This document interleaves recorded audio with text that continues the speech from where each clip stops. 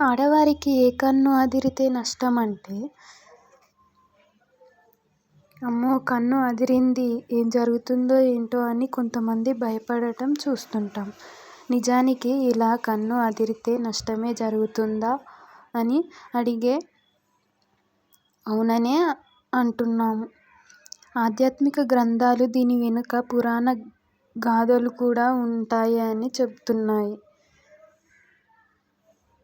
వనవాస కాలంలో సీత రామలక్ష్మణులు అరణ్య ప్రాంతాల్లో పర్ణశాల ఏర్పాటు చేసుకొని ఆనందంగా జీవిస్తున్నారు. ఆ సమయంలోనే రావణుడి సోదరి శూర్పణఖ చేష్టల ద్వారా లక్ష్మణుడు ఆమె ముక్కు చెవులను కోశాడు. దీంతో తన సోదరికి జరిగిన అవమానానికి రావణుడు ప్రతీకారంగా శ్రీరాముడి భార్య సీతను అపహరించేందుకు వస్తాడు. ఈ సమయంలోనే సీతమ్మ కుడికన్ను అదిరిందట. అందుకే సీతమ్మ ఏదో కీడు జరుగుతుందని ఆందోళన వ్యక్తం చేసిందని